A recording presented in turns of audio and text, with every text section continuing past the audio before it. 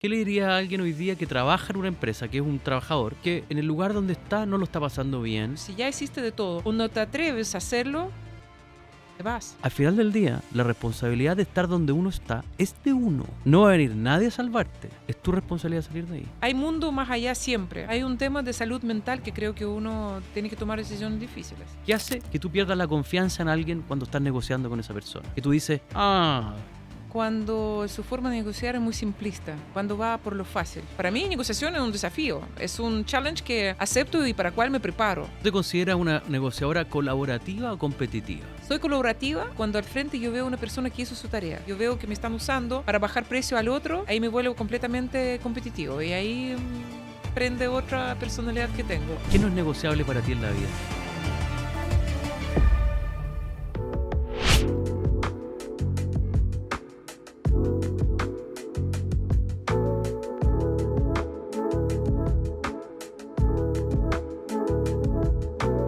Bienvenidos, bienvenidas a un nuevo capítulo del podcast No Negociable, como siempre desde el Hotel Sheraton. Hoy día tenemos a una gran invitada. Es una ejecutiva rusa con más de 25 años de trayectoria internacional en la industria de la salud, tecnología médica y soluciones digitales. Es licenciada en Filosofía y Lingüística de la Saint Petersburg State University. Cuenta con estudios de posgrado en Sales and Marketing en Korea University y tiene un MBA de la Universidad Adolfo Ibáñez. Ha desarrollado una carrera ascendente en compañías globales como Samsung Electronics, Agfa Healthcare, Dell, Carestream y Philips, donde ocupó posiciones de liderazgo regional en áreas comerciales, estrategia y soluciones digitales en salud. Entre el 2011 y el 2019 fue gerente general de Carestream, liderando operaciones en Chile, Colombia y Ecuador. Y posteriormente asumió roles regionales en Philips vinculados a soluciones de diagnóstico e informática clínica. Desde mayo del 2021 se desempeña como gerenta general de Siemens Healthineers para el Cono Sur, Argentina, Chile y Uruguay, liderando la estrategia y el desarrollo del negocio en la región. Les quiero presentar a Ekaterina, y ella nos va a corregir con el apellido porque es un poco complicado, Podnebesnova. Creo que lo dije bien. Perfecto. ¿Lo dije bien, Caterina? Perfecto, te felicito. Muchas Hay poca gracias. gente que pueden pronunciarlo bien de corrido. No se me hizo fácil, pareció fácil, pero no se me Pero hizo fácil. ensayamos, está bien. Bienvenida a este podcast, Caterina. Muchas gracias gracias por haber venido. Siempre hacemos dos preguntas antes de empezar, ¿vale? La primera es que nos pongas en el momento en qué hace la empresa y qué te toca hacer a ti, para que todo el mundo sepa qué hace hoy día la empresa. Primero que nada, muchas gracias por la invitación. Una instancia también que me gusta hacer estas conversaciones un poco más descontracturados. Muy linda habitación. Y bueno, hablando un poco qué hace mi empresa y lo que me toca hacer, te puedo comentar que Siemens Healthineers es una empresa alemana, por cierto, más de 100 años de trayectoria a nivel mundial. Algún día fuimos parte de Siemens AG, que hoy día ya somos una empresa independiente y por lo tanto nuestro rubro son dispositivos médicos de diagnóstico. Principalmente imagenología. Ahí probablemente en cada hospital o cada clínica donde tú vayas vas a ver un equipo que dice Siemens. Entonces ahí tú sabes que estás en muy buenas manos de tecnología, muy made in Germany, muy de altísima calidad. Por otro lado, también tenemos una división que tal vez es menos conocida porque no es tan visible para el paciente, que son fábricas de procesamiento de muestras de sangre y orina, que en general están pensados para un flujo automatizado para hospitales y clínicas grandes que están un poco backstage, que el paciente no lo ve, sin embargo son necesarios para todos los exámenes que hacemos diagnóstico. Y por último, también tenemos una división de radioterapia, es un poco menos conocida aún, que Siemens hace 6 años atrás compra una empresa americana que se llama Varian, y Varian hoy día es parte de nuestro portafolio de soluciones de diagnóstico y tratamiento. Suena bastante clínico y complejo, además que nosotros tenemos todo un portafolio de soluciones digitales de eficiencia hospitalaria. Nuestro negocio principalmente es B2B, por lo tanto, si tú me preguntas qué tengo que hacer yo todos los días en mi cargo, es preparación, comercialización y negociación de proyectos de alto valor con directivos de los hospitales y clínicas, con grandes redes en distintos países.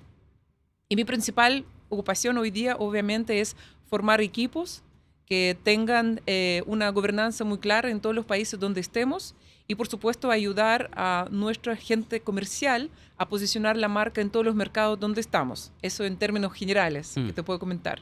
Perfecto. Tú te llamas Ekaterina, pero te dicen Katia. Sí, ¿no? podemos seguir con Katia, sí. ¿Te gusta más Katia? Sí, porque Caterina me decía a mi abuela cuando estaba enojada.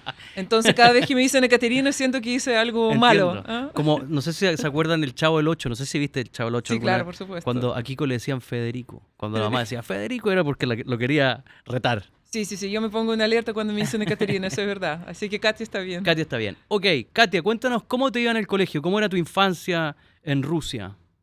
Bueno, estamos sentados acá, así que tú no puedes apreciar que yo soy muy alta, ¿no? Sí.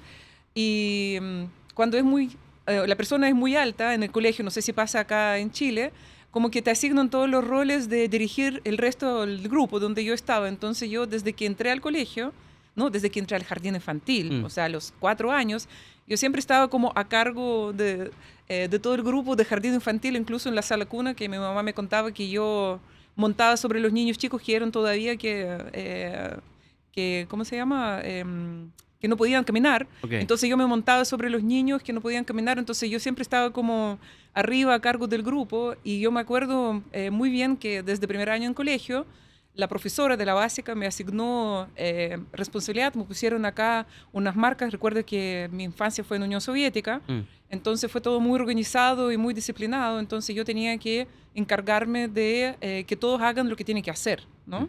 Y con varias charlas, yo tenía que preparar las reuniones de curso, entonces fue la verdad, no sé, yo creo que fue solamente por la altura, no sé, por mi personalidad, yo creo que ahí donde también me formé un poco como líder, ¿no? Para mí era siempre muy innato, de hecho después de muchos años, y magíster que lo hice recién hace 5 años atrás, en primera reunión de curso, no sé cómo pasó eso, pero dijeron, ya, tú vas a ser encargado de curso. Entonces, siempre me pasa que claro, hago algo que todavía no sé qué es, que me dicen, ya, entonces hazte cargo tú, y me enseñaron desde chica que tú nunca puedes negarte a responsabilidad. Mira. Entonces, tenía que aceptar cuando me dicen, ya, hazte encargada de eso. Entonces, colegio, terminé incluso siendo dirigente de todo el colegio.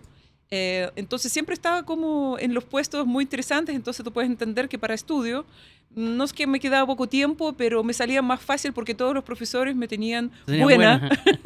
Entonces me perdonaban algunas cosas porque sabían que yo también me ocupaba en otros temas más allá de los estudios.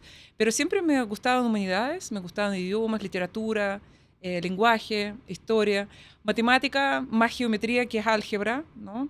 Pero sí fui muy buena alumna, muy disciplinada. También en universidad, en colegio, nunca eres de estos alumnos que empiezan a preparar para estudio, para examen, digo, calentar la rueda, como la noche anterior y empiezan a tomar café. No, para mí, o sea, me decían, ya, el examen va a ser tal día y yo me empezaba a preparar inmediatamente. Entonces, en ese sentido, soy bastante disciplinada y hasta el día de hoy, con el trabajo, también soy un poco igual. ¿Y eso era algo propio de la educación rusa o no?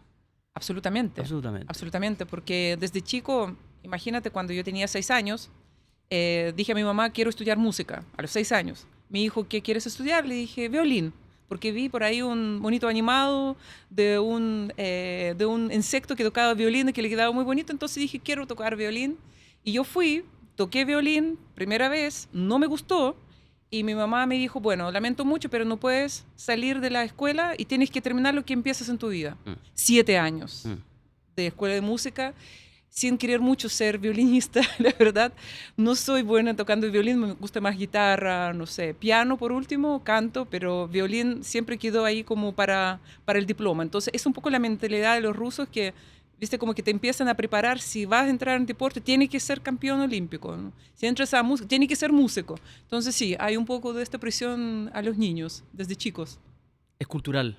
Totalmente, totalmente cultural. Es decir, si eras buena alumna, porque eras buena alumna, competías contra otros buenos alumnos y buenas alumnas también. Sí. No era tan fácil. Sí, pero creo que mi aspecto social me ayudaba siempre mucho.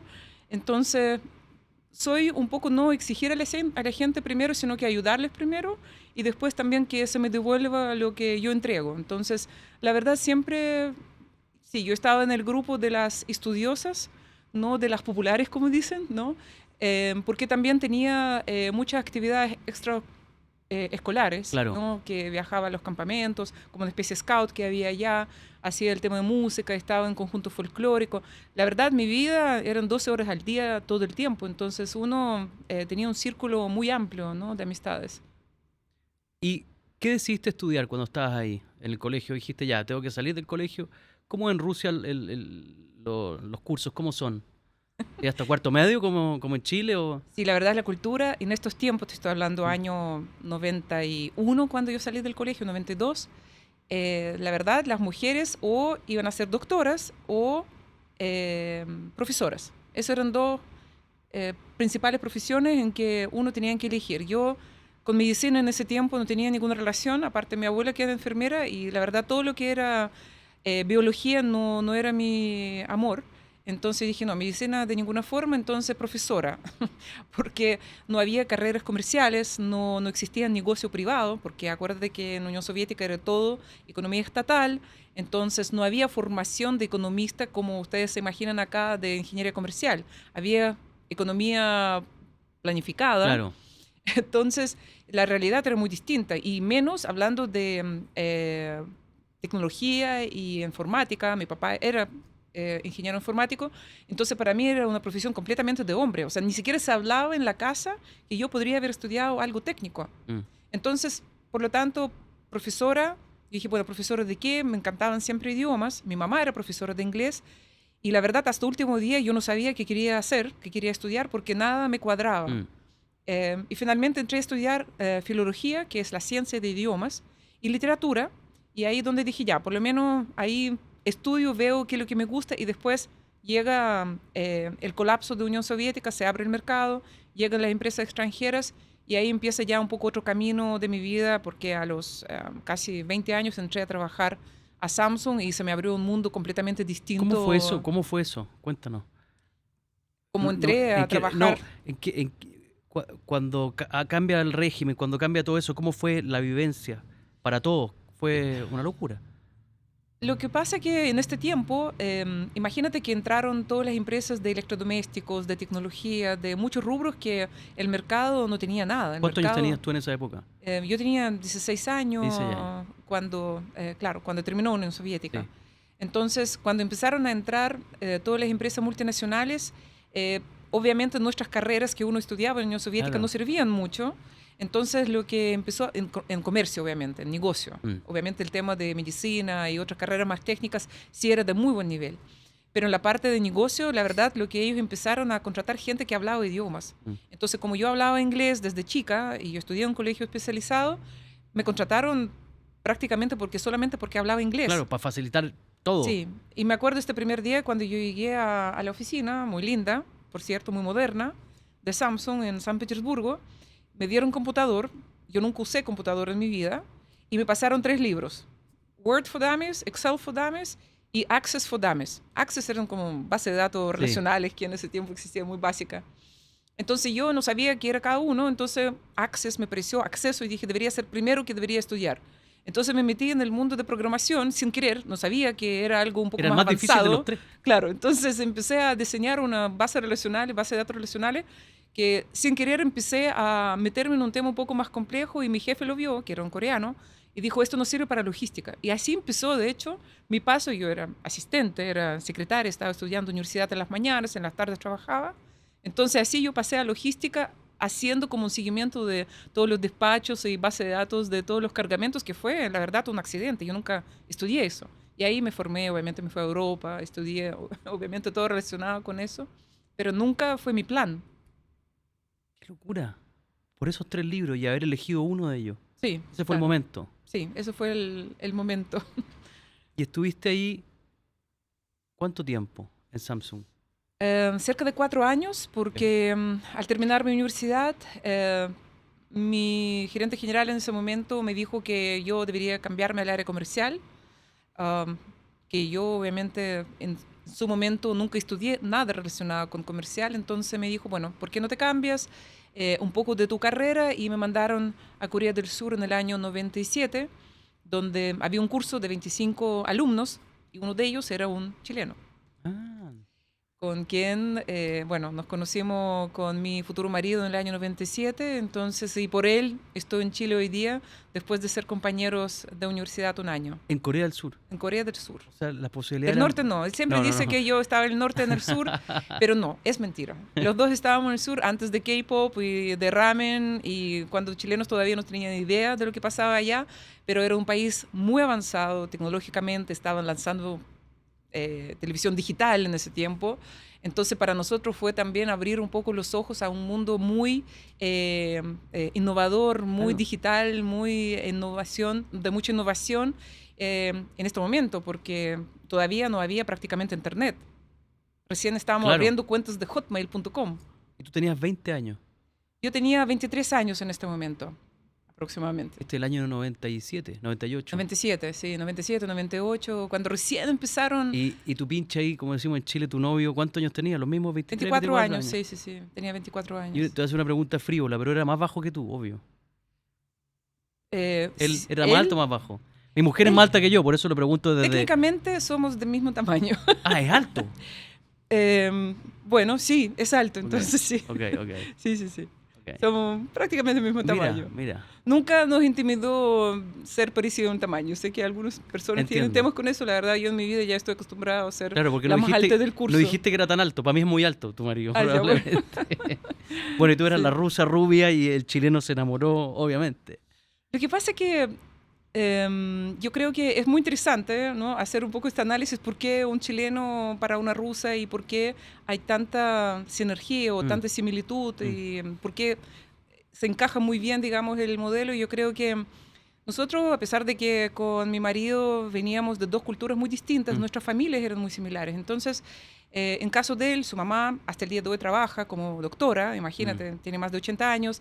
Mi mamá dejó de trabajar el año pasado. Mi papá era ingeniero informática, su papá era diseñador industrial, hacía clases en la universidad, una persona muy estudiosa que también está todavía, digamos, muy activo. Entonces, para nosotros, nuestro modelo de llevar la familia, de convivir, los valores, eran muy similares. Mm. Nuestros intereses, a nosotros, a los dos nos gusta, no sé, bailar, nos gusta música, nos gusta salir a conocer partes diferentes. Entonces, a pesar de que teníamos culturas distintas, Mm. los valores son muy similares en todo. ¿Y eran similares a tu familia en general o las familias rusas tienen unos valores similares? Yo creo que su familia y mi familia tienen mucha similitud. Yo creo que mi familia tampoco es muy típica en Rusia, porque, o sea, mi papá era ingeniero informático en los años 80, cuando Mm. todavía no había computadores. Claro. Entonces él hablaba un lenguaje que nadie entendía y fue una gran frustración para él, porque en este tiempo todavía nadie sabía hacia dónde va a llegar la computación. Mm.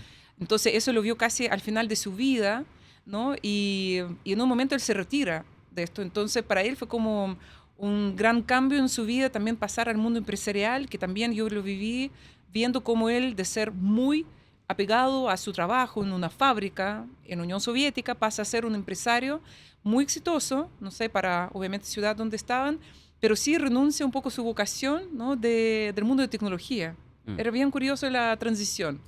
Entonces, terminaste de estudiar en Corea del Sur, ¿cierto? Sí. ¿Y qué vino después?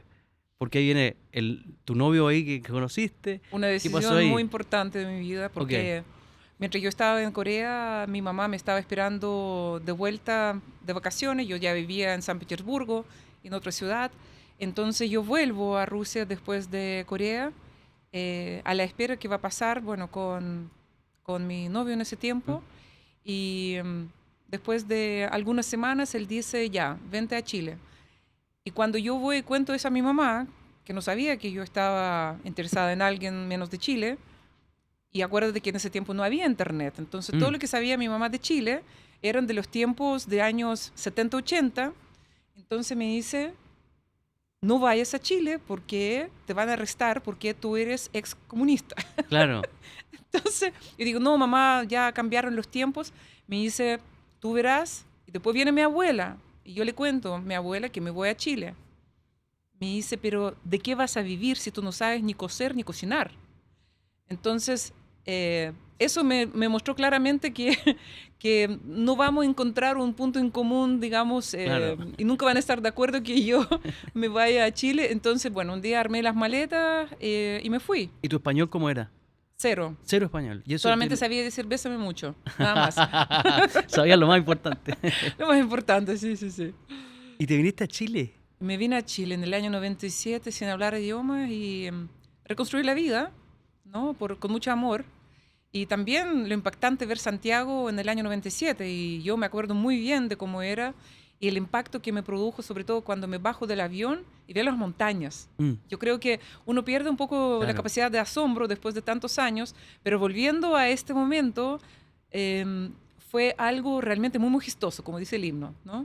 Ver estas montañas porque pensé que eran nubes y de repente cuando me doy cuenta que eran montañas, de verdad uno se siente muy chico acá y este sol brillante y no, me acuerdo muy bien de mis primeras semanas y también me acuerdo muy bien del primer temblor, ¿no? Ok. Que viene incluido, ¿no? Y este sol siempre, yo llegué en enero, después de un invierno muy gris en San Petersburgo, entonces ver este sol radiante, gente, no sé, de tez un poco más oscura que yo Claro. estaba acostumbrada, entonces para mí fue como, wow, o sea, yo me enamoré de Chile desde que llegué, a mí me encanta Chile, y yo casi como chilena me ofende cuando alguien habla mal de Chile. Mm. Yo salgo ahí a defender porque de verdad a mí me gusta Chile. Y tenía muchas oportunidades de irme, pero la verdad lo disfruto demasiado acá. ¿Y llegaste, en lo práctico, llegaste a dónde? ¿A dormir dónde? Bueno, mi suegra ¿Eh? tenía un pequeño apart hotel y la verdad era una habitación de 18 metros cuadrados que yo tenía una amiga que bromeaba, que decía que yo tengo una cocina en el closet, que Mm. literalmente mi cocina estaba dentro de un closet. Mm. Y una lavadora, todo era mini cama, mini tele, mini lavadora, y partimos de cero. Partimos de buscar trabajo, obviamente mi marido en ese momento estaba trabajando en Samsung, entonces él vuelve a Samsung, y yo partí de cero y empecé a buscar trabajo, pero sin idioma obviamente era muy difícil, no Sí, había sí. internet todavía, y estos sitios de búsqueda tampoco existían, entonces uno compraba el diario Mm. y en el Mercurio mandaba Literal, 70 buscaba. Mm. currículums, hasta que, bueno, finalmente encontré un trabajo que necesitaba una persona que hablaba 2 idiomas. Postulé, me entrevistaron en inglés y entré a trabajar a una empresa constructora que nunca se enteró que yo no hablaba español, por cierto. Así que esa fue una anécdota muy interesante de mi vida, que trabajé 6 meses como traductora bilingüe sin hablar español. Ese fue mi ¿Pero curso. cuál era la traducción bilingüe de qué? ¿De español a inglés? Sí, No era de ruso a inglés. no era ruso De inglés. español era a inglés. Qué notable. ¿Y cómo sabías lo que te decía el que hablaba español?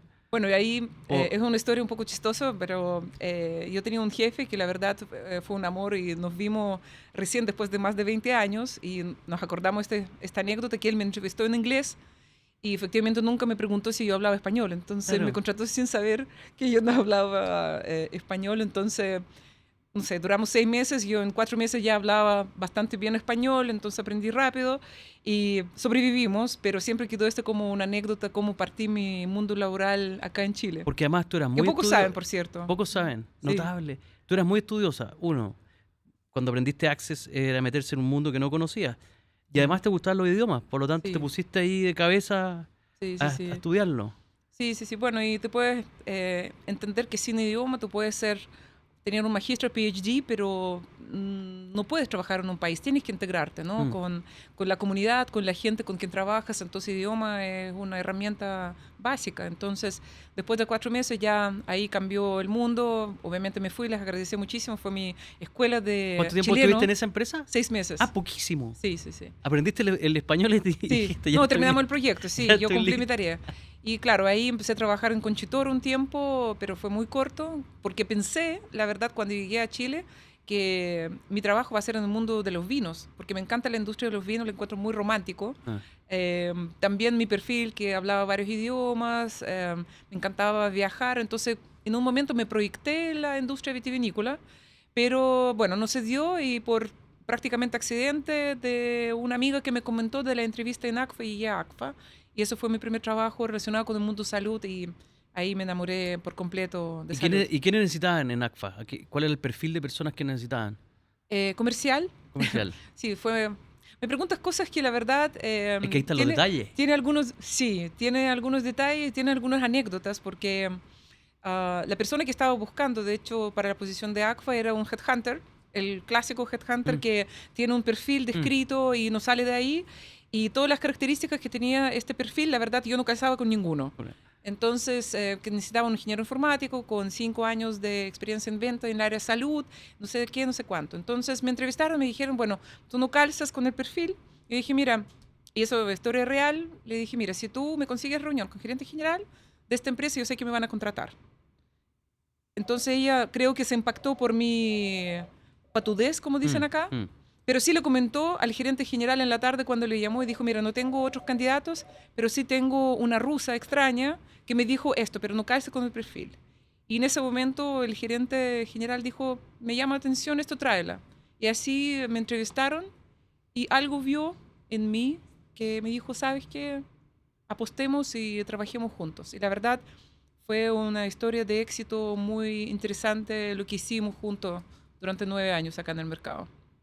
y te dijo que bueno y listo. Lunes empiezas, dijo. Listo. ¿Y qué te hizo hacer? ¿Cómo fue eso? Esos son los detallitos que hacen que hoy día estés aquí.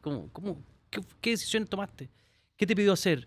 Lo que pasa es que yo creo que un poco en principio de mi vida, yendo un poco al tema de cómo uno llega a crecer dentro de las empresas, porque yo nunca fui emprendedora, yo fui, como me llamo, animal corporativo, ¿no? Entonces a mí me gusta mucho el mundo corporativo, me muevo bien, me siento cómoda, porque también siempre tiene estos códigos de conducta y este respeto y un trato y también un ambiente muy grato de trabajar y también de mucha proyección de crecimiento. O sea, yo lo veo así, al menos. Entonces, cuando yo empecé a trabajar ahí, inmediatamente vimos que el lugar donde estábamos, bueno, yo y mi gerente en ese tiempo, que la verdad nuestros productos no tenían mucha proyección en el mercado, entonces tuvimos que hacer una transformación muy importante. Y en este momento, la verdad, me asusté mucho porque cuando nos presentaron un portafolio digital en ese tiempo de esta empresa que reemplazaba procesamiento de placas con químicos, porque yo vendía placas y químicos, estas transparencias que tú lo ponías en gatoscopio, ¿no?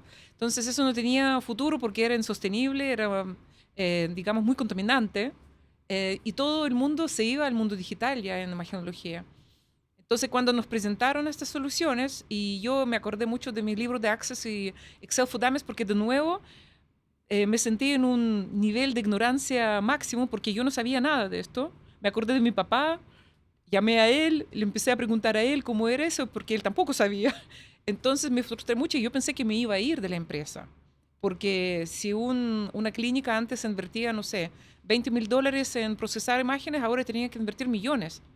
Y yo sentí que eso era una utopía. Yo no creí en el momento cuando me mostraron, me dio mucho miedo porque me gustaba mucho la empresa, pero dije, esto no se puede vender. Y fue un proceso de asimilación. También nuestros propios clientes empezaron a explicarnos a nosotros, educarnos a nosotros qué es la tecnología, hacia dónde ellos quieren ir. Y ahí poco a poco empezamos a asimilar nosotros cómo canibalizar nuestro propio negocio de placa y transformar el mundo de imágenes médicas que hoy día para uno es normal que tú ves en pantalla tu radiografía. En este momento no. En este momento tú tenías que ir a la clínica, buscar tu placa, tu informe, traer un sobre. O sea, toda esta transformación digital que para pacientes muchas veces fue invisible, empezamos juntos en el año 2002, que fue un boom en las principales universidades de Chile, católicas, que hicieron inversiones muy fuertes. Después vino Clínica Alemana, Las Condes, Banmédica, etcétera, etcétera. Entonces ya fue imparable. Estos 9 años fue vertiginoso. O sea, yo entré a una empresa que vendía algo muy transaccional y muy básico, ¿no? Y terminé vendiendo proyectos de millones de dólares para redes de salud de altísimo impacto para ellos en su forma de trabajar. Es como estudiar otra carrera para los médicos. Entonces, y esto sigue. Yo creo que hoy día hay muchos ejemplos de robótica, de inteligencia artificial, que los médicos casi que tienen que estudiar otra carrera para actualizarse y realmente ser competitivos en su mercado, ¿ya? Y ser buenos referentes. Pero el momento este 2002, siempre me acuerdo que fue muy traumático para muchos de los médicos porque les quitaba todo su conocimiento y su comodidad. Y claro, y uno como agente de este cambio obviamente tiene mucho impacto personal. Estuviste 9 años ahí. Estuve 9 años en ACFA. ¿Hasta que te llamaron de otro lugar? ¿O decidiste moverte? Yo creo que llegué a un momento donde dije, ok, ya hice muchas cosas, entonces va a seguir siendo un poco más de lo mismo. O sea, sentí casi a nivel físico, literalmente, que terminé un ciclo. Como dicen, para mí no eran palabras bonitas. Llegamos a más de 60% de mercado en lo que eran soluciones digitales, entonces yo dije, ok, ¿ahora qué? Y decidí irme a tecnología pura. Dije, salud es muy lindo, pero es muy exigente. Todos los Mm, que trabajamos en salud sabemos que es un trabajo 7/24, mm, igual que atención médica. mm. Yo iba de vacaciones, no apagaba celular. Estábamos con mi marido en Hong Kong en un yate de vacaciones y me llamaban y yo estaba 4 horas al teléfono. Entonces tú vives un estrés permanente, es un burnout que se agudizó en pandemia, pero tú que has tenido algún contacto con la gente de salud, todos te van a decir lo mismo. Nosotros trabajamos 7/24. Entonces me empezó a pasar cuenta, no solamente, bueno, vida personal, salud, obviamente, amigos, tiene impacto en todo. Entonces dije, ¿sabes qué? Quiero poner un freno a eso y quiero probar tecnología pura. Duré 4 meses, Mm. me llamaron de otra empresa, competencia de la empresa en que estaba antes, y volví a salud. Y de ahí dije, nunca más me voy a otra industria. ¿A qué empresa llegaste? De vuelta llegué a Sí. Carestream, Ok. que era continuación de Kodak. Eran competencia del otro. Sí, ¿Y nadie te llamó de la otra para decirte qué pasó? lo Claro, entendieron, lo lo entendieron, lo entendieron entendieron. porque más que vender la misma tecnología, para mí fue un paso en carrera muy importante, Mm, pasar de gerente de una división a gerencia general. mm. Eso fue un salto que a mí no me costó tomar tanto la decisión, porque siempre tuve apoyo de mi familia, de mis amigos, pero sí el crecimiento que uno tiene que tener en muy poco tiempo. Yo era muy joven, ¿Cuántos años tenías em, cuando fuiste por primera vez gerente general? tenía 36 años, entonces 37 años. Entonces tomar esta posición tan importante también te exige mucha preparación. Por suerte yo tenía siempre muy buen equipo que se dedicó a enseñarme un montón de cosas que yo no sabía, sobre todo, no sé, en la parte financiera, profundizar mis conocimientos en todos los procesos, sea regulatorios, impuestos, logística. O sea, volver a estudiar qué es lo que necesita saber un gerente general hoy día. Porque el gerente general tiene que saber mucho de todo. No necesariamente 3 clics, pero clic en profundidad, pero tiene que más o menos entender todo. No, por supuesto. Y después vinieron otras fases, obviamente, donde yo también me di cuenta que tengo que ir preparándome, por Mm. eso empecé a estudiar magíster y fue también un poco validar si realmente mi conocimiento está un poco al día, porque creo que si uno deja de estudiar, deja de prepararte, pierdes un poco la credibilidad con tu equipo, Mm. porque no actualizas con las Claro. nuevas estrategias de comunicaciones, de marketing, de finanzas corporativas, cómo se mira el mercado, expansiones. O sea, hay muchos temas que van más allá de solamente vender. ¿Y cuánto tiempo estuviste en esta empresa como gerente general? Estuve 9 años 9 años. casi, sí. ¿Te gusta estar harto tiempo? Sí, me gusta porque también empiezo a innovar. O sea, no me gusta saltar de una empresa a otra porque creo que uno puede innovar en lo que hace, y lo sigo haciendo en Siemens hoy día, en Siemens Healthineers, porque uno dentro de la misma empresa, si sabe cómo generar tu plan de carrera y tiene apoyo del líder, digamos, que tiene arriba, obviamente tú puedes buscar esta forma de seguir creciendo dentro de la misma empresa. En mi caso, tuve que tomar Colombia, Ecuador. Entonces, para mí no era solamente hacer más de lo mismo en otros territorios, sino que también aprender de nuevas culturas. Yo no conocía cultura colombiana, Mm. que también tengo mucho cariño a esta fase de mi vida y conocí gente maravillosa en Colombia, viajé muchísimo también.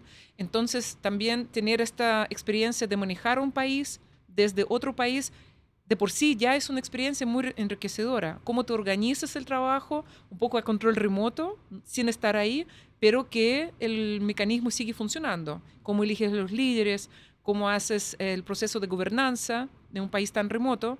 Entonces, también es un aprendizaje que después capitalicé muchísimo ahora en Siemens. ¿Te gusta nuestra cultura? La cultura latinoamericana se diferencia muchísimo de la rusa, me imagino. ¿Qué cosas te gustan de la cultura nuestra que no tiene Rusia? ¿Y qué cosas te gusta de Rusia que no tiene nuestra? Colombia, Chile, México, que tienen cosas en común. Eh, en principio, algo que no me gustaba de los chilenos, pero ahora lo incorporé tanto en mí que es como parte de mi felicidad. Pero al principio sí me costó, por esta formación rusa tal vez, esta imprecisión en los tiempos y espacios que tienen los chilenos. Por ejemplo, y siempre discutimos con mi marido, que es un poco anecdótico, que él me llamaba en la noche y decía, yo le dije, bueno, te espero con una cena, y me decía, voy yendo para allá. Para mí era muy importante entender voy yendo exactamente en qué momento y en qué punto y de tiempo está, porque no entendía este concepto, ¿no? Es la palabra más difícil para mí en español. Voy yendo para allá, es como que quieres salir, ya estás en camino, vas llegando.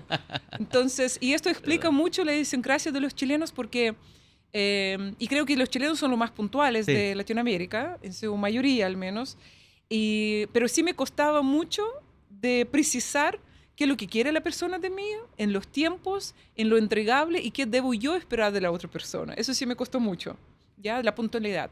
Lo curioso que todo el tema de puntualidad fue muy afectado de nuevo por pandemia. Creo que después de pandemia, ahora que la persona viene a la reunión y se excusa y se disculpa que llega un minuto más tarde, eso antes no existía. ¿Verdad? Uno esperaba media hora, 15 minutos a una reunión y la otra persona entraba sin hacer, digamos, una explicación. Entonces, y esto para mí, en principio, fue muy difícil, porque yo llegaba a la reunión 10 minutos antes y yo podía estar esperando media hora y yo no entendía por qué pasa esto, ¿no? Pero después empecé a ajustar mi reloj y dije, mira, en realidad, la que me notó eso es mi hermana. Mi hermana me regañó un par de veces diciendo, bueno, ¿por qué no me contestaste en la tarde el correo? Entonces dije, no, pero ¿qué tanto? Entonces, como suavidad de actitud hacia la vida de los chilenos, la verdad me gusta.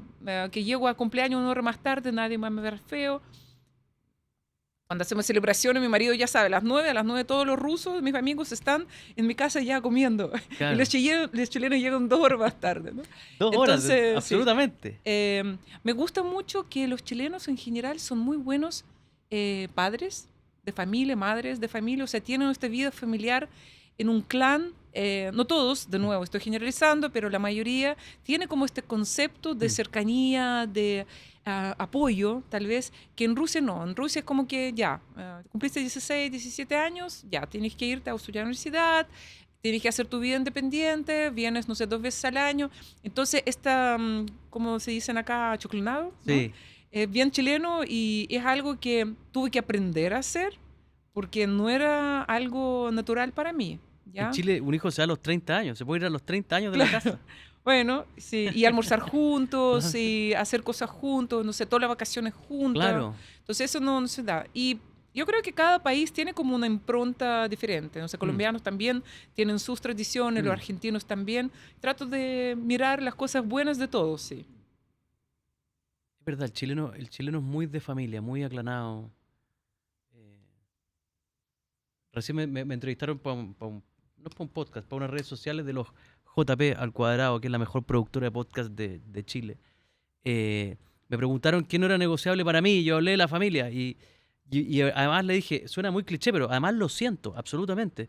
El fin de semana uno no piensa, por lo menos yo y mi entorno más cercano, no piensa ir a jugar golf 5 horas durante la mañana o 6 horas, que es lo más o menos que puede durar un partido de golf. El chileno en general piensa qué hacer con los hijos en la mañana. Los va a llevar al fútbol, los va a llevar al básquetbol. Vivimos mucho en función de la familia. Y creo que en general es así. Ahora, no me quiero tirar contra mis amigos que juegan golf ni decirles que son egoístas. Estoy generalizando. Sí, también yo creo que hay otras nacionalidades o otros países que no tienen este tema tan impregnado. También yo creo que hay un tema un poco de culposidad de los chilenos. ¿Ah? Sí, es verdad. Sí, mujeres y hombres, ¿no? Porque gastamos mucho de nuestro tiempo durante la semana en viajes, en estar en el trabajo. Yo veo también el tráfico en Chile cuando empieza a ponerse un poco más pesado. O sea, uno ve que los chilenos en general llegan muy tarde a la casa y salen muy temprano. Entonces también un poco nos obliga a compensar los fines de semana y esta culpa siempre está. Es verdad. El chileno es muy culposo. Sí. Es propio de los países que son también muy católicos. Hay algo de culpa ahí. Sí, o sea, mi papá, él a las 6 de la tarde todos los viernes ya nos tenía listo los sacos de dormir, las carpas, no sé, esquí si era invierno, bicicleta si era verano, y yo tenía obligación de salir todos los fines de semana a hacer algo con él y con mi mamá, porque para él fines de semana eran para salir de la casa. Entonces, claro, para los chilenos yo creo que eso sería como, ¿por qué trabajar tanto? Es verdad. Allá nos obligaban, o sea, tenías que salir a hacer algo es verdad. en aire libre. Yo soy un chileno totalmente.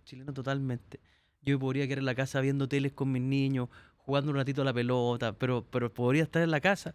Bueno, mi papá me crió así también, el fin de semana, mucho estar viendo tele todos juntos, riéndonos.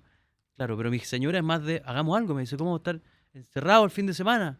Yo digo, pero ¿y no es para eso? Como, bueno, Sí. 9 años ahí, ¿y qué pasó después? Nos vendieron Ok.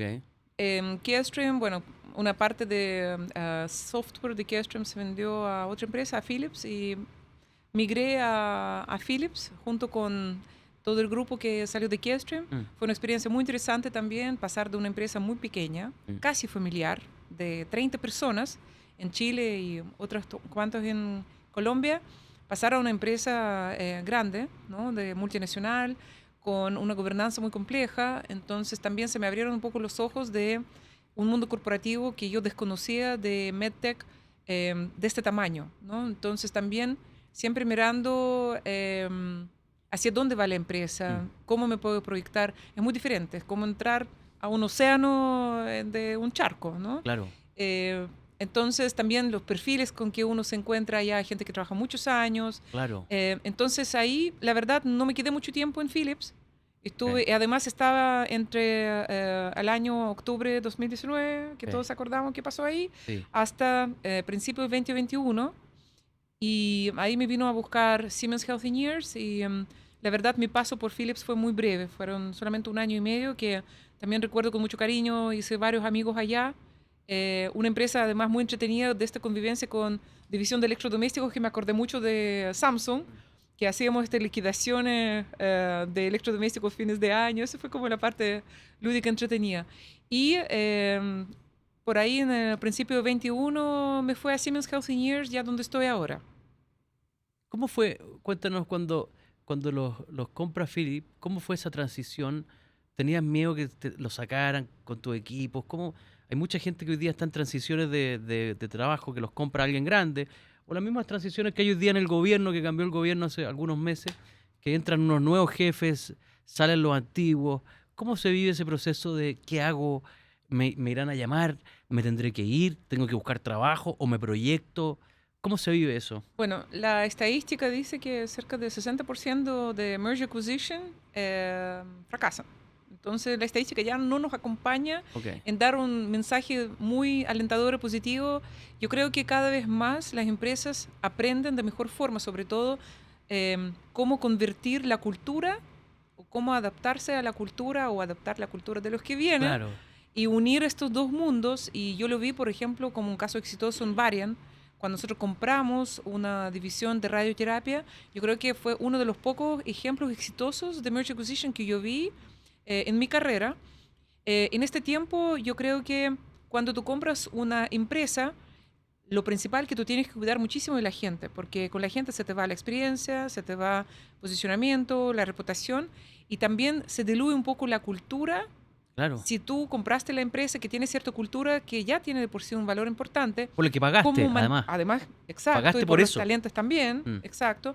Entonces, ¿cómo haces tú que este valor no se pierde, no se mm, diluye? Porque hoy día los dispositivos médicos de por sí no tienen mucho valor. mm. Entonces, lo que rodea, digamos, toda la magia de venta, valor agregado, es lo que tú quieres traer hacia adentro. Entonces, cuidar este grupo humano, cuidar tecnología, cuidar los procesos que tenía esta empresa, que a lo mejor eran mucho más lean que los tuyos, Claro. es muy importante. Nosotros con Varian llevamos ya 5 años de integración, por ejemplo, que es un grupo muy grande que entró a Siemens Healthineers y recién ahora, al final de casi 5 años, los estamos realmente llamando Varian Siemens Healthineers porque los mantuvimos como Varian Mantuvieron. dentro de Siemens por mucho tiempo para que también las personas tengan su espacio y decanten lo que está ocurriendo, que conozcan la empresa, trabajar de junto. Entonces, es como traer a un niño a tu familia, entonces tiene que vivir un Absolutamente. proceso de adaptación. Y claro, y ahí es muy importante lo que es cultura, yo creo que eso es fundamental.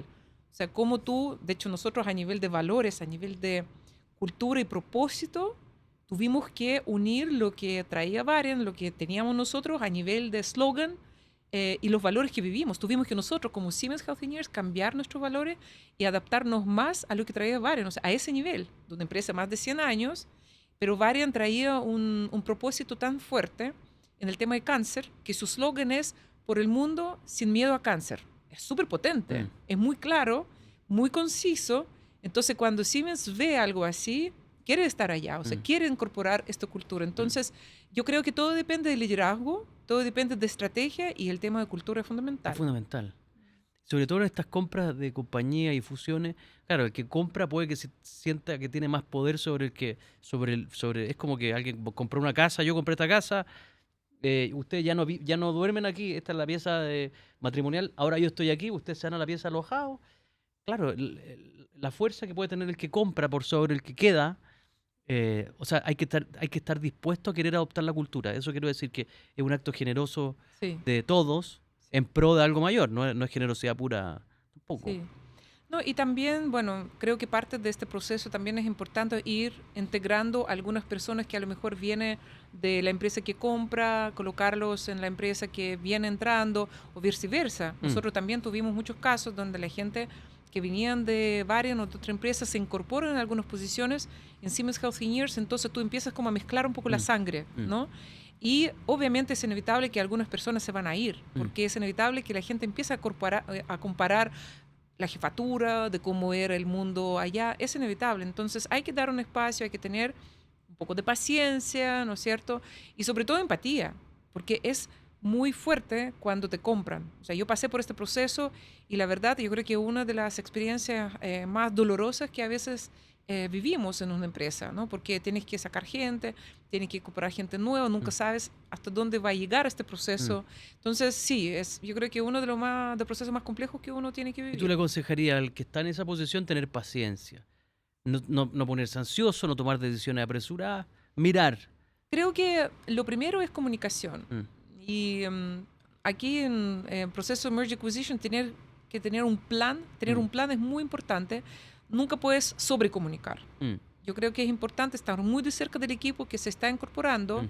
también darles un espacio propio, ¿no? Espacio propio me refiero a que ellos pueden entender cómo funciona su mundo versus cómo funciona el El mundo nuevo. nuevo, respetar también la cultura, porque esta unidad siempre van a querer lo que más pueden, su cultura Claro. propia, sobre todo si es un valor intrínseco que traen. Entonces, tener paciencia, comunicar, pero también tener un plan. Mm. O sea, yo también no creo que Siemens Healthineers, todo eso fue una improvisación, eso fue un plan que se preparó durante años y que se sigue mejorando y es una mejora continua, digamos, y siempre tiene fases y toda la gente de antemano saben cómo vienen y comunicamos al mercado, comunicamos internamente y sobre todo cómo hacemos que ambas marcas se potencien. Mm. Porque marca Varian es muy potente en radioterapia, tienen cerca del 70% de participación en el mercado. Siemens Healthineers sin duda tiene una trayectoria muy fuerte. Entonces, ¿cómo hacemos que esta alianza se potencie más que se destruya el valor? Mm. Cuéntame, ¿cómo te llamaron de Siemens? ¿Cómo fue? ¿Te buscaron? ¿Te llamaron? ¿Cómo fue eso? ¿Cómo lo recibiste? Me preguntas cosas como si estuviera pauteada esta entrevista.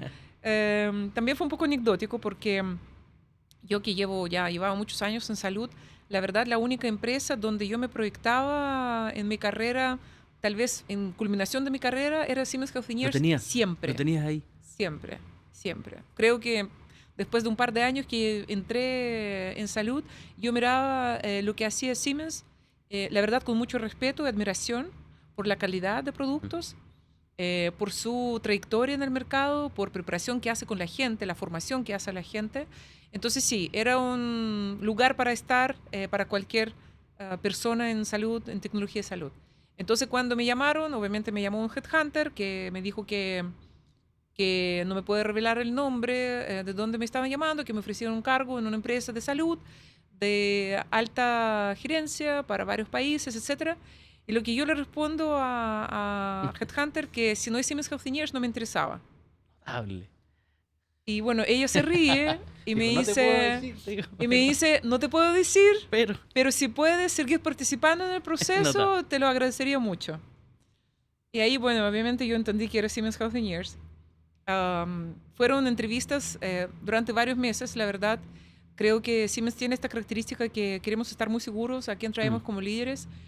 Investigamos en nuestra gente también qué posicionamiento tiene en el mercado, cómo es la percepción de la persona por parte de clientes.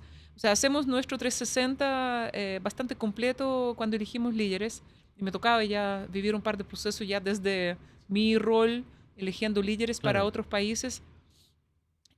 La verdad lo disfruté muchísimo, incluso el proceso de entrevistas, de conocer mucha gente en la organización antes de entrar al cargo, pero sí fue largo, fue muy interesante. Y en mayo, cuando me confirman la posición de Siemens Healthineers, era el mismo mes cuando yo empiezo mi magíster, que ya la decisión estaba tomada cuando estaba en Philips todavía, entonces me coincide todo, en mayo empiezo magíster, que fue, yo creo que una decisión muy atrevida porque estábamos en mitad de pandemia todavía, año 21, Mm. con mucha complejidad de viajes, con el trabajo nuevo, con 5 países que dependían ahora de mí y además con magíster muy exigente multinacional de Adolfo Ibáñez. La verdad, yo dije, bueno, si voy a lograr hacer todo eso y mantener mi salud mental, la verdad me lo puedo todo, Mm. ¿ya? Y así partió mi viaje en Siemens Healthineers. Ya llevas ahí 5 5 años, años. sí, 5 años en este mayo. ¿A ti que te ha tocado liderar mucho equipo? ¿Qué no está permitido en tu equipo de trabajo? ¿Qué tratas de erradicar rápidamente cuando lo ves? 2 cosas. Faltar a la verdad y la gente ya sabe, mientras más grave la situación, más optimista y más colaboradora y más abierta a escuchar y buscar soluciones me pongo. Cuando son cosas chicas, ahí viene el segundo tema, que es como este esfuerzo mínimo, ¿no? Mm. Lo que la gente que trabaja conmigo saben que la calidad tiene que estar en todo lo que hacemos. Entonces, esta cosa de esfuerzo mínimo se nota Mm. en todo. Por lo tanto, cuando yo veo un esfuerzo mínimo, mi equipo ya sabe que probablemente no va a salir bien la reunión. Y en general doy feedback inmediato y trato de explicar también a la gente que me gustan las cosas hechas bien. Pero en nuestra cultura no nos gustan las cosas tan hechas tan bien. En la cultura que a ti te gusta, que es la latinoamericana. ¿Cómo choca eso con tu cultura y tu forma de ver la vida? Pero Cuan- nosotros tenemos una práctica maravillosa en Siemens que se llama Mutual Expectations, expectativas mutuas, Mm. que es parte de nuestra filosofía. Hoy día, obviamente todos tenemos metas, etcétera, pero hay al menos 2 o 4 instancias, lo que tú quieras con tu equipo en el año, donde nosotros hablamos de expectativas mutuas, que son más cualitativas. ¿Ok? No estamos hablando de los números que la persona logró, etcétera, sino que estamos hablando de actitudes Mm. más que de performance. Hablamos qué espero yo también en sus formas a la persona, pero en una reunión un poco más formal, ¿ya? Pero somos como una organización y yo promuevo mucho el tema de feedback. Y mi feedback normalmente es o inmediato, si es que yo veo que hay que actuar inmediatamente, pero no me guardo cosas. O sea, la gente sabe exactamente lo que yo pienso de cada uno y tienen muy claro y yo no me guardo algún feedback que es necesario para también el crecimiento de las personas. Y ahí viene expectativa mutua, porque yo tengo mi expectativa, pero mi equipo también tiene expectativas de mí. Mm. Entonces sería injusto que todos solamente cumplan mis expectativas, pero no me hagan la devolución de cuáles son expectativas de ellos hacia mí. Entonces es un canal de doble vía y ahí yo creo que muchas veces nos damos este espacio para decir, mira, lo que pasó tal día, la verdad, te diste cuenta que no fue lo esperado. En general la gente que trabaja conmigo ya bastantes años ya saben más o menos que los deadlines son deadlines. Y cuando no se cumplen deadlines, normalmente saben que probablemente vamos a tener una conversación o van a recibir una llamada. Puedo mostrar mucha flexibilidad si hay una advertencia previa, etcétera. O sea, hay un heads up antes, pero normalmente tratamos de ser una empresa muy puntual con clientes y con nosotros también internamente. ¿Cómo te aseguras que tu trabajador que te tiene que dar un feedback, cómo te aseguras que no tengas miedo de darte el feedback? ¿Cómo te aseguras de crear ese clima genuino de que te diga realmente lo que piensa? Yo creo que tienes que estar sinceramente preparado para recibir feedback. Ok, Cuando te dan feedback, tú no empiezas, por ejemplo, diciendo, ah, no, pero en realidad lo que tú me estás diciendo es que yo lo hice porque claro, estaba muy estresada, no porque estaba enojada, porque tú... No, tú escuchas feedback callado, claro. ¿no? Y por ahí, si obviamente el trabajador o el colaborador ve que tú de verdad, sinceramente, estás escuchando su feedback, Sí. te Pero, lo va a volver a dar. pero mi pregunta anterior a esa, ¿cómo creas el clima para que estés realmente dispuesto a darte feedback? Sin Mira, temor a ahí... represalias, Ujú. Mira, desde espacio físico, se te voy a dar un ejemplo. Ok, Yo hoy día en mi oficina, yo no tengo oficina. ¿Ok? ok. Yo me siento entre medio de la gente que está ahí, no sé, circulando. No tenemos oficinas individuales, nadie. Mm, mm, Ni yo, ni mi gerente de finanzas. O sea, todos estamos como una especie de WeWork, o sea, un mm, espacio abierto. mm, Por lo tanto, yo veo todo, yo escucho todo. mm, La gente que pasa al lado pueden parar y hablar conmigo si no me ven en conferencia, de cualquier cosa. Si estoy dentro de una sala de reuniones, la puerta está abierta. La verdad, nunca he pensado que tenemos que crear un Claro. ambiente colaborativo en ese sentido, porque la verdad cualquiera entra a mi oficina hoy día, tengo, que me río siempre, tengo un sindicato de los trainees, son chicos que recién salieron de Mm, universidad, ellos perfectamente abren la puerta y me preguntan algo, o sea, tenemos como una relación muy horizontal con mm, toda la gente. No tengo como esta jerarquía donde el jefe habla solamente con los otros jefes y tenemos nuestra instancia, nuestras reuniones, totalmente, o sea, es muy plana la mm, organización hoy día y yo creo que eso también te crea una responsabilidad, pero también una apertura de saber muchas cosas, ¿no? mm, Enterarte de fuente directa y tener este feedback inmediato de los trabajadores. mm. Entonces, tú no puedes decir, no, somos una empresa súper abierta a feedback, teniendo 10 oficinas individuales de los managers que están trabajando todo el día sin hablar con nadie. Mm. Entonces tú tienes que, no sé, desde dónde te estacionas hasta dónde Claro. trabajas y qué haces durante el día, tú tienes que ser coherente con lo que quieres de tu gente también, ¿no? Yo me di cuenta que cuando me respondiste que el clima necesario era, y me explicaste lo del diálogo así, yo guardo silencio, ahí dije, no entendió mi pregunta porque lo tiene dado. Como está dado que uno puede conversar directamente con el jefe y decirle lo que piensa. Que No, a bueno, veces, habla claro, muy bien de ti. a veces, claro, a veces pasa que incluso da, ¿cómo se dice? Pase 10 pueblos, se dice. Claro, se pasan 10 Sí, sí, sí, sí, pasa. A veces sí. Qué notable. Leíste, se Y pasa 10 pueblos. sí, y ahí también y digo, a ver, para. O sea, está bien que estamos en confianza, pero por favor, Qué lenguaje, por favor, formas, por notable. favor, el tono, ¿no? O sea, tampoco soy, digamos, permitido todo, Ya, ¿no? O sea, las formas sí nos cuidamos mucho. te voy a hacer una pregunta dura. A ver, no sé si me la vas a contestar de verdad. Una cosa es permitirle que te dé feedback a alguien que tú sientes que es una persona sensata, que une bien los puntos en su cabeza. Pero ¿qué pasa cuando vas a recibir feedback de alguien que tú dices, ¿qué me va a decir? ¿Qué me... De partida, ¿qué me viene a dar feedback? Como ha fallado los últimos 3 años. Y segundo, en general no es tan asertivo. Te abres igual a ese feedback. Salvo que tengas puros Messi en Es tu que tú no equipo. puedes ser selectivo Ok, qué feedback recibes y cuál no. ok. Obviamente, nosotros vivimos con los sesgos. Mm, Vivimos en nuestro mundo donde creemos que esta persona tiene más relevancia para uno que mm, otra, mm, mm. ¿no? Pero también hay muchas veces que la persona está sumergido en un contexto que tú desconoces. No sé, el hijo está enfermo, está hospitalizado, la mamá está, no sé, en un hospital y tú le empiezas a exigir y le empiezas a poner sellos que un tipo que nunca contesta el teléfono, que, o sea, tú tienes que abrir Es un poco a verdad. la persona primero, ¿no? Para recibir desde dónde te está dando este feedback.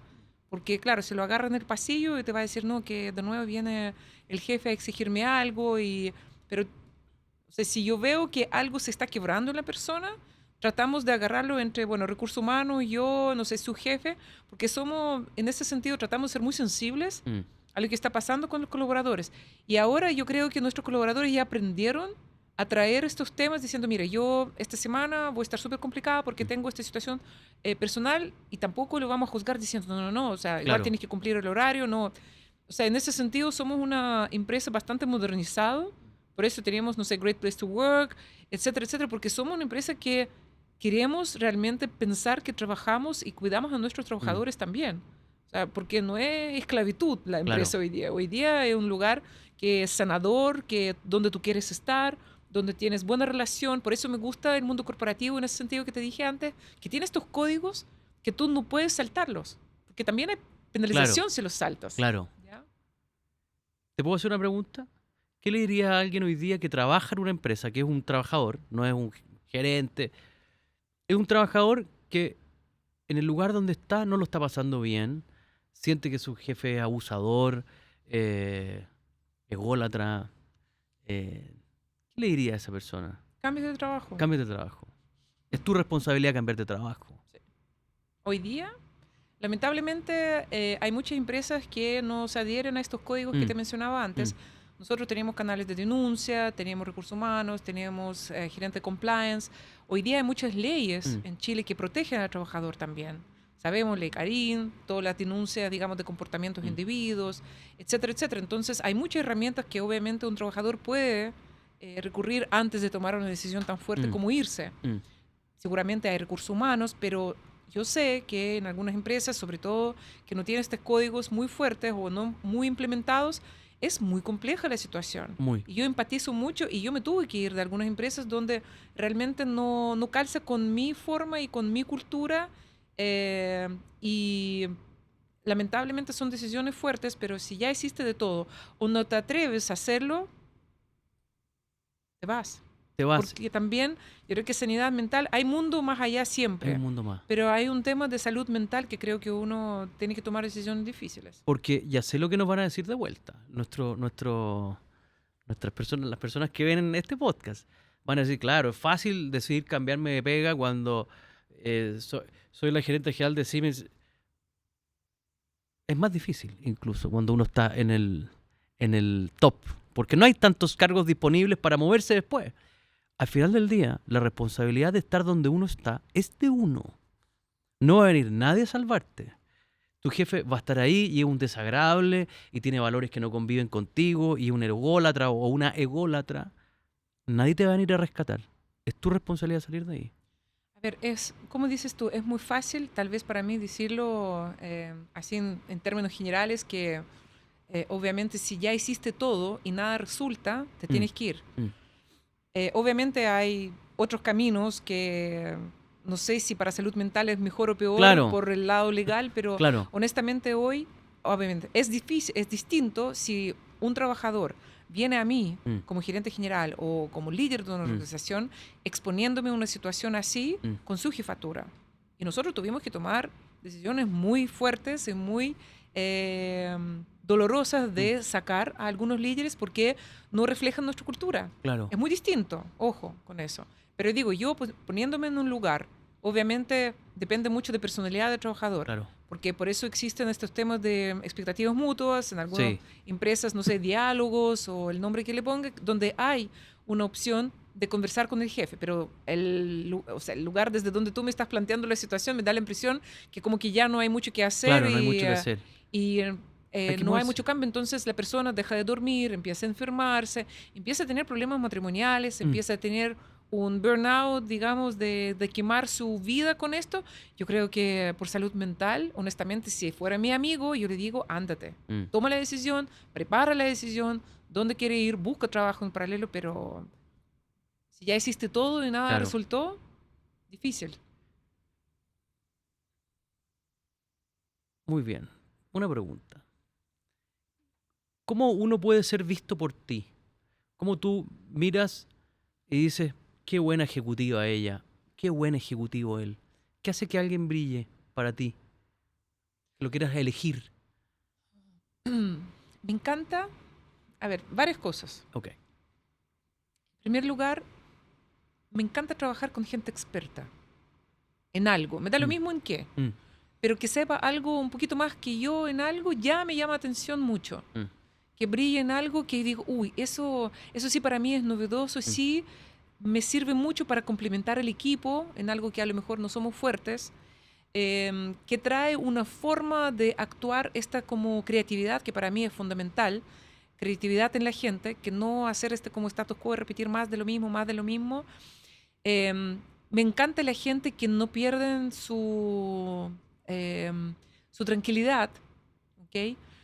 No estoy hablando de trabajar bajo presión, Mm. pero en una situación muy compleja, ahora que hablamos del tema de negociación, etcétera, que no pierdan esta como columna vertebral de a qué vinimos a esto, ¿no? O sea, o qué vine a hacer, cuál es el objetivo. Que no se desvíen, que no se pongan emocional Mm. en un momento complejo es fundamental para un trabajador, sea internamente o obviamente el que enfrenta al cliente. Imagínate un ingeniero de servicio que viene a reparar un equipo al hospital donde hay un caos desatado y llega nuestro ingeniero y se junta y se suma al Están caos. gritando todo. Sí, o sea, Ya. porque el que viene es un piloto de avión. Claro. Él viene a poner calma, a poner paños fríos, Mm. a explicar qué está pasando. Es un doctor que viene a tratar a un equipo que está enfermo. Ese es un poco el reflejo, porque obviamente el área de salud es uno de los más, tal vez, de mayor presión, ¿no es cierto?, por parte humana. Entonces, está el paciente esperando, está el médico gritando. Entonces, hay de todo cuando hay un caos desatado. Entonces, para nosotros, tener gente que tenga esta personalidad diciendo, ok, ahora vamos a subir a 20.000 de altura, vamos a planear y después vamos a aterrizar. Entonces, ver esta personalidad que no se altera fácilmente también es muy importante. Sí. ¿Ya? Una persona que le encanta estudiar, porque somos una empresa que estudia permanentemente, claro, porque todos los meses sale algo nuevo, entonces eso se relaciona un poco más con esta característica de experto. O sea, sí, experto en lo que hago, aprendo permanentemente, veo innovación y siempre tengo el radar abierto y hago mi networking. Es una característica fundamental porque creemos que venta, sobre todo venta de tecnología, es un negocio de networking. Entonces, si tú crees que, no sé, tu contraparte es, no sé, siempre el mismo, nunca vas a ver la situación en 360. Entonces, también yo miro siempre su capacidad de sociabilizar, que no necesariamente tiene que ser una persona abre puertas. Claro. Yo miro cómo se relaciona la persona con el mundo exterior, cómo crea las relaciones, pregunto cómo establece esta confianza con los clientes, porque confianza y ser experto es fundamental para mí. Me hace sentido. Me hace sentido. Pregunta, difícil. Tú estás en una posición de poder, ¿vale? Y te tocó estar varias veces en situaciones de poder. Ahora que estás en una situación de poder muy importante, ¿qué opinión has cambiado de la vida? Una vez que llegaste a esto que ya tenías en mente. ¿Tenías en mente Siemens Healthineers?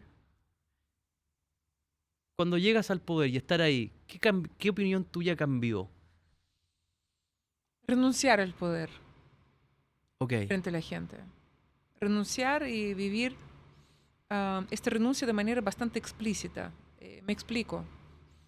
Cuando estoy con mi gente, estamos trabajando en un grupo, da lo mismo en qué, no pensar que tu opinión es la que va a poner punto final. Realmente saber escuchar, sobre todo cuando veo un experto en la sala, me encanta, me motiva, me pone muy cómoda, ¿okay? Cuando yo veo realmente que la persona trajo algo que no existía en el grupo antes. Tengo gente muy innovadora, también muy cálida en el trato. Entonces, esto de ser cálida para mí es nuevo. Eso lo tuve que aprender de los latinos. Como mi marido siempre me decía, ríete, rusa. Porque yo siempre me dice, Katy, ¿te pasó algo? Otro día llegué y me subí a un taxi, hasta el día de hoy, y me dice, señora, eso fue en Colombia, dice, señora, ¿está enojada? Entonces yo vivo luchando con mis expresiones faciales y emocionales para alegrarme, ¿no?, internamente. Entonces, tener como esta alegría es algo que para mí a lo mejor no es natural. Entonces, siendo líder, tú no puedes siempre estar con esta actitud un poco negativa a la vida. O sea, claro, todo lo contrario. Yo me considero una persona bastante optimista, además. O sea, yo trato de buscar a ver qué provecho sacamos de cada situación, de cada problema que tenemos. Entonces, escuchar, admirar a la gente que sepa más que uno, aprender de ellos, ¿no? Aceptar la idea de otro, aunque yo estaba en completo desacuerdo con lo que él estaba diciendo, sin necesariamente que yo altamente respeto a la persona. Puede ser que una persona que está recién le estoy conociendo, pero realmente tratar de conectarme con lo que dice, desde donde dice, es un ejercicio que hago con mucho gusto, además. ¿Ya? Es como algo que disfruto. A ver, alguien desconocido que me cuenta algo que me hace sentido, a ver, ¿desde dónde? Entonces empiezo como a excavar un poquito más. O sea, en ese sentido soy muy curiosa, ¿ya? Aprender de las cosas que yo no tengo idea. Por ejemplo, ahora, además, puse un sombrero que estoy a cargo de soluciones digitales para toda Latinoamérica. Ya me toca ver Brasil, México, etcétera. Entonces, estoy en conversaciones muy técnicas. Entonces, yo a veces, claro, me pregunto qué valor agrego yo en esta conversación y realmente encontrar un espacio propio, ¿no? En un equipo que es altamente técnico y además como que espera que yo también sea así Claro, y tú te posicionas de una forma distinta, ¿no?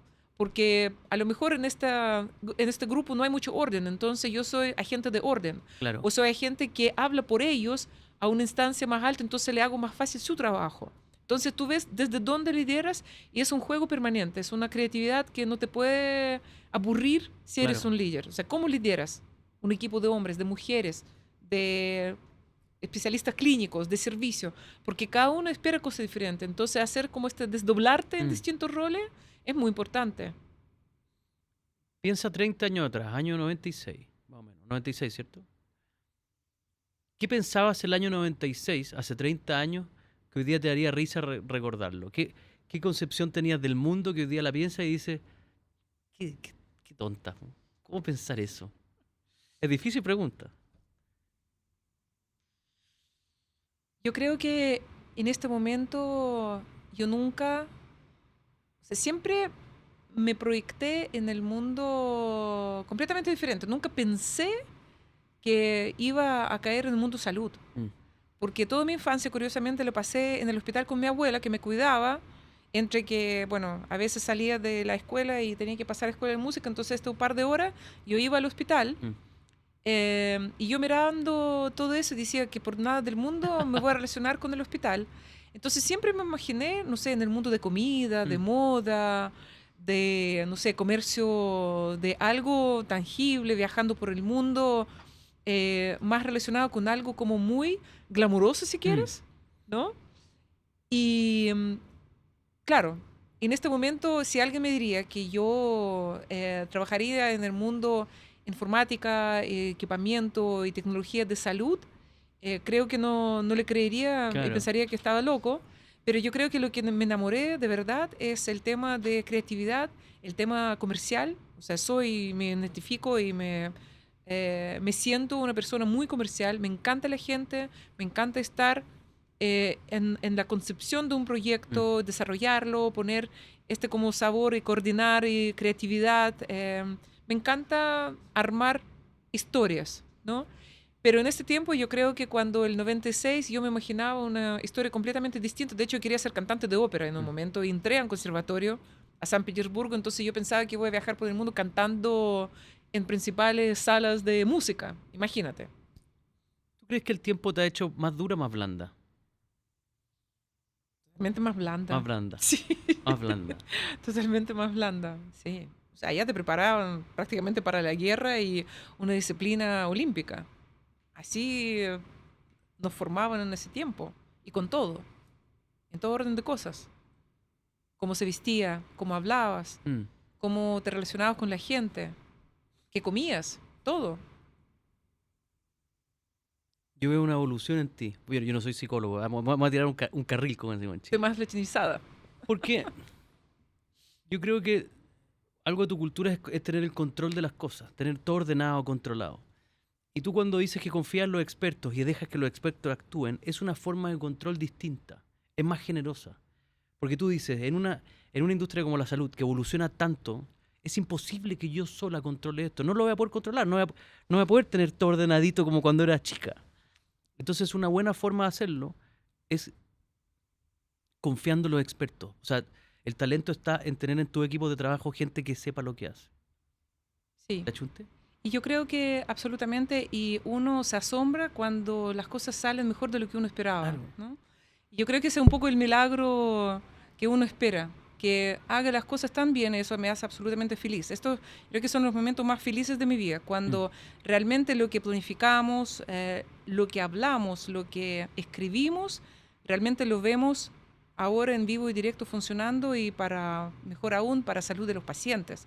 O sea, ver ese como la obra maestra de Mm. uno que parte en papeles, que parte en reuniones muy teóricas y mucho de brainstorming.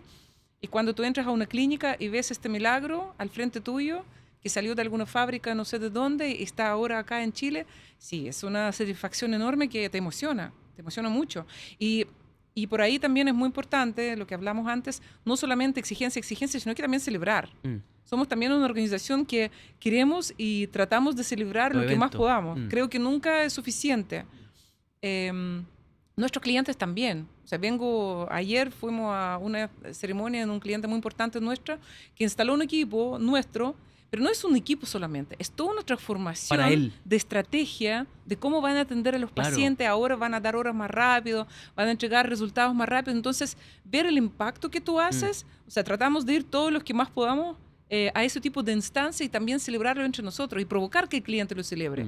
Y nosotros conectarnos con el cliente, porque, o sea, con hospital.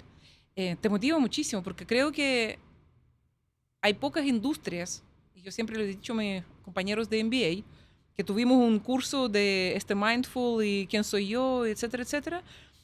O sea, yo creo que la industria de salud es donde el propósito está más a la vista claro. y palpable, que tú vives todos los días, que en otras, porque no hay nada más motivador que ver a un paciente que se mejoró porque tú vendiste algo a un cliente. O sea, ¿dónde más vives algo así? Entonces, sí, es muy gratificante.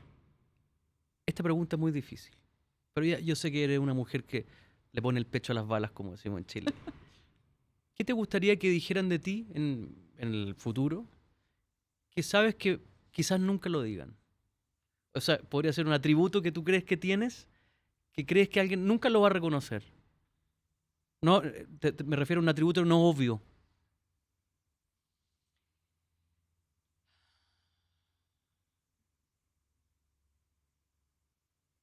Yo creo que lo que voy a decir es bastante obvio. Ok. No sé si es tampoco obvio, pero sí creo que eso es obvio. La verdad, yo cuando trabajo, yo hago muchas cosas a la vez, ¿sí?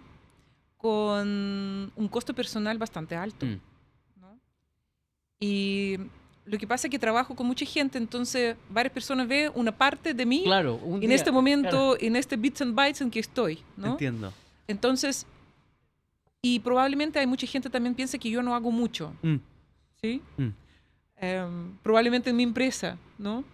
Porque uno trabaja en un mundo o en un ambiente tan multidimensional que efectivamente, no sé, yo hace media hora atrás estaba en una reunión de estrategia, no sé, en algo, después hablo con un radioterapeuta que me pregunta no sé qué cosa, después voy y hago una campaña de marketing. Entonces, es muy multidimensional el mundo de un líder en una organización de salud, ¿no? Estás con los clientes que te están hablando de algo que te dices, Dios mío, ¿en qué momento me preparo para tener esta conversación en lo que piensen que soy ignorante, ¿no?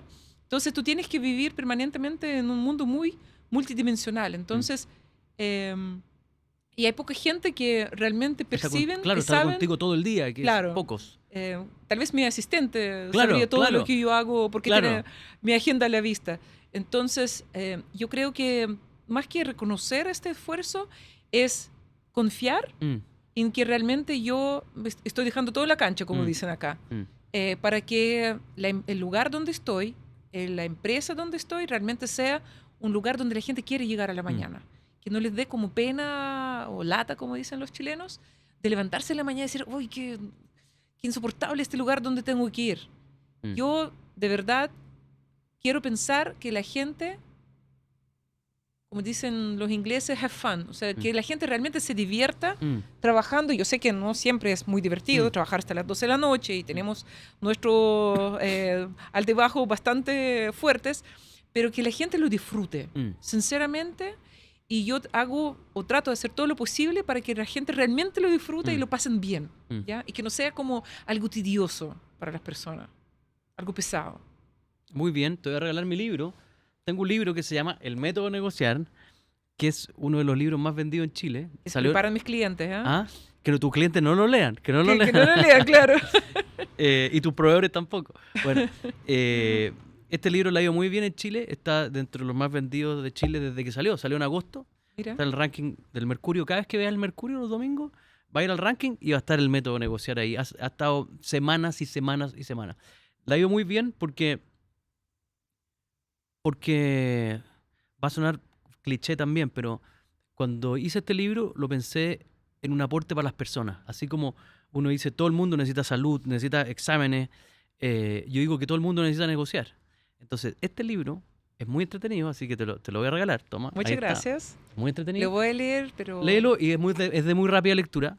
este libro le entrega herramientas realmente a las personas. Y lo pensé así, a la gente que cree que no tiene ni un poder, muchas veces tienen más poder del que creen.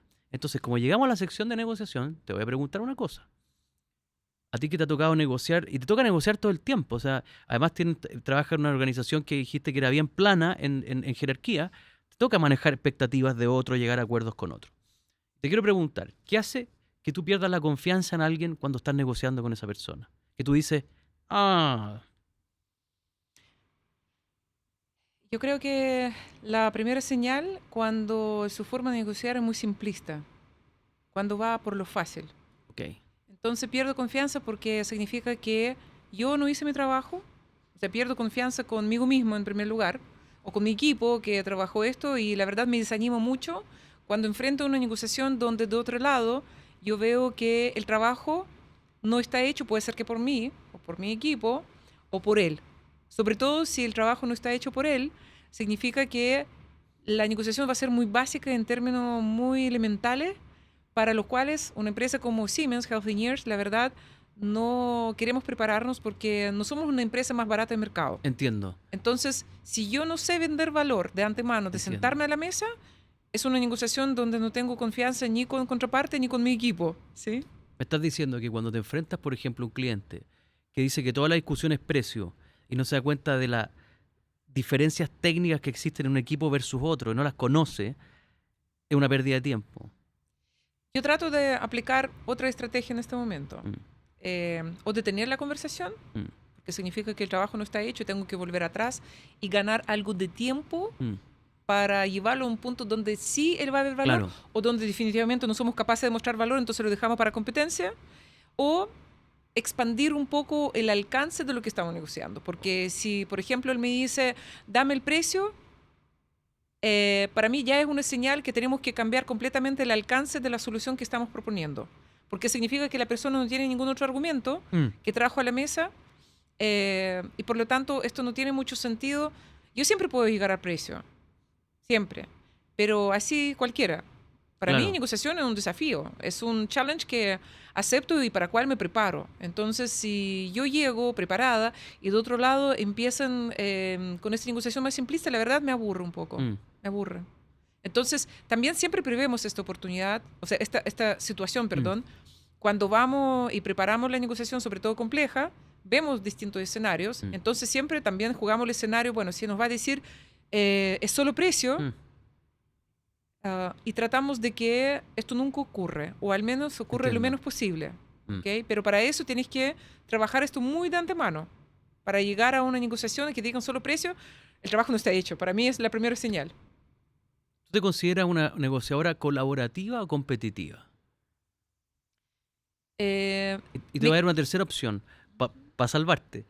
O se llama un estilo de transigir, buscar el punto medio, Ujú.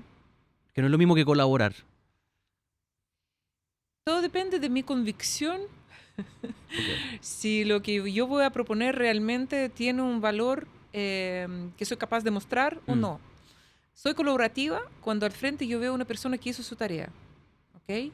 Ahí yo abro mis cartas y empezamos a hablar en términos un poco más amistosos, digamos. entiendo. Cuando yo veo que la persona me está jugando en sacarme el precio o tratar de usar, peor aún, mi información para conversar con otra empresa sobre mis precios, Mm, ahí me pongo absolutamente competitiva. O sea, mm, ahí se acabó la colaboración. O sea, cuando yo pierdo confianza en lo que tú me preguntaste mm. antes y yo veo que me están usando para bajar precio al otro y hay pérdida de confianza, ahí me vuelvo completamente competitivo y ahí prende otra personalidad que tengo.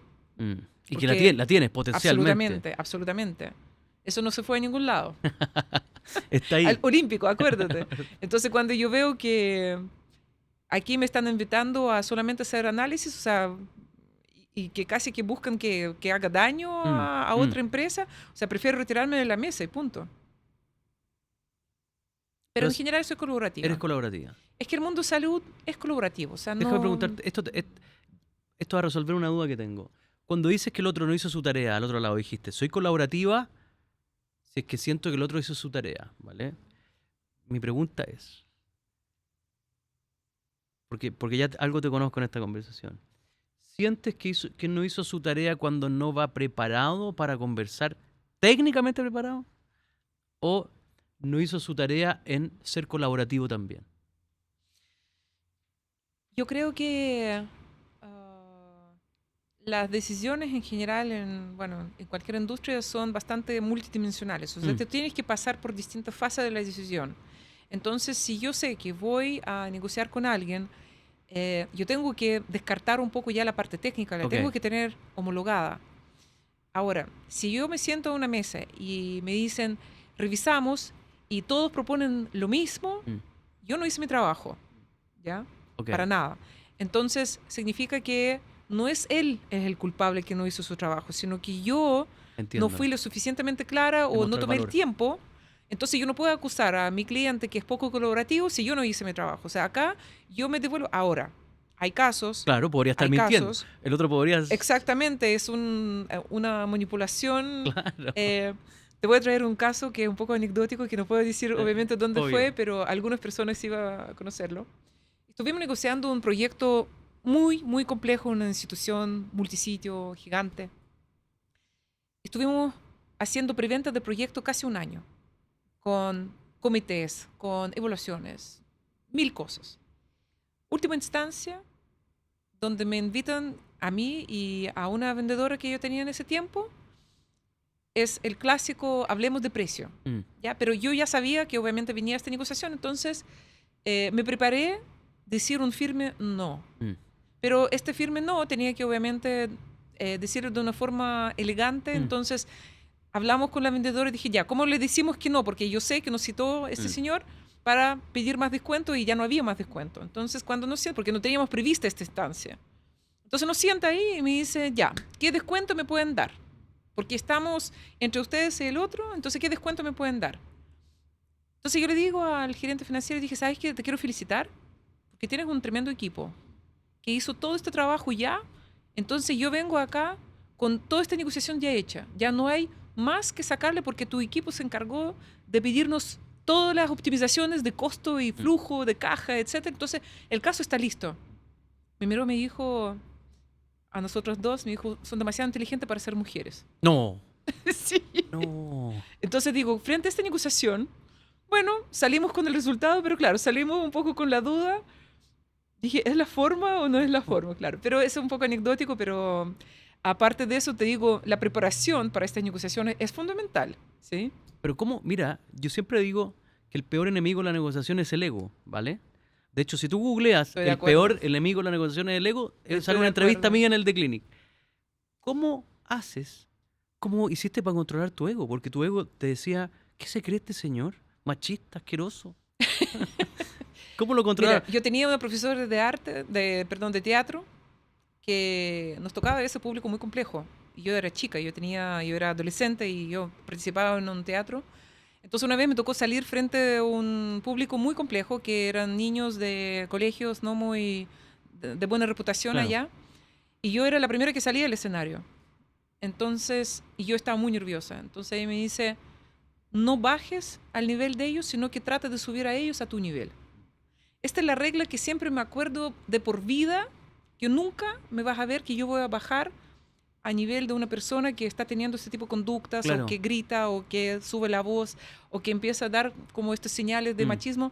Gracias a Dios, en el mundo de salud eso ocurre muy pocas veces, y tengo 1 o 2 casos solamente. Cuando uno podría pensar que el mundo de la salud es un mundo de ego.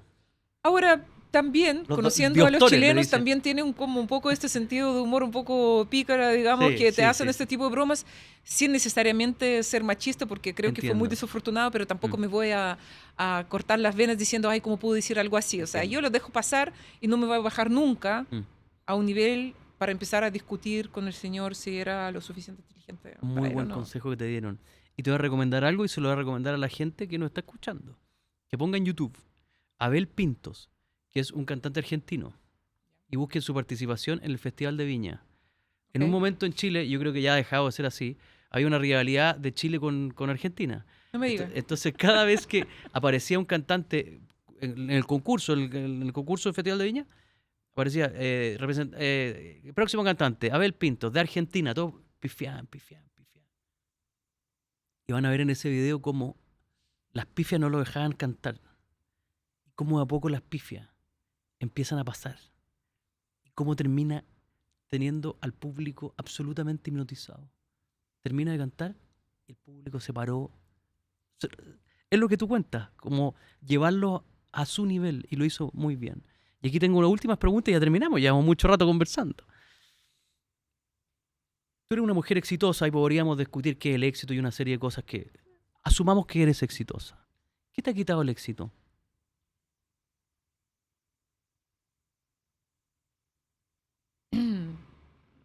Muchos amigos, tal vez. Sea por el tiempo y también tal vez por un filtro natural que tú empiezas a poner en qué inviertes tu tiempo. Absolutamente. Y yo en un par de casos tuve que tomar la decisión muy fuerte de salir de algunas amistades porque sentía que no hubo un tráfico bidireccional, ¿no? Okay. Yo creo que eso, obviamente, algún tiempo de calidad con mis hijos, aunque me considero una mamá muy presente, muy apoyadora y tengo hijos maravillosos, pero creo que sí, podría haber tenido más, y a veces sí me lo cobran, estar más tiempo con ellos. Y también, tal vez, conectarme más con mis raíces y con lo que yo amo hacer, que es música. Porque claro, tú me pones en un dilema que me quitaba el éxito. Tal vez el éxito tú lo asocias con el trabajo en estas preguntas, y para mí el éxito lo es un poco todo, ¿no?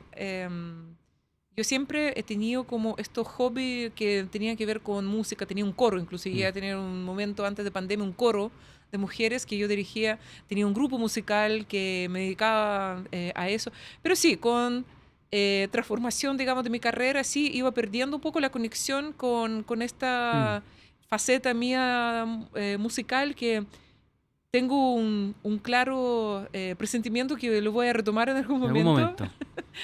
Solo que no ahora, que cada vez me he hecho más cosas encima, Claro. ¿no? Pero sí, estos como aspectos tal vez más que me nutren el alma, yo creo que sí debería poner un poco más foco de no perder tanto. Ok. Última pregunta, Katia. ¿Qué no es negociable para ti en la vida? Lo que es no negociable para No mí, negociable para ti en la vida. integridad. Integridad.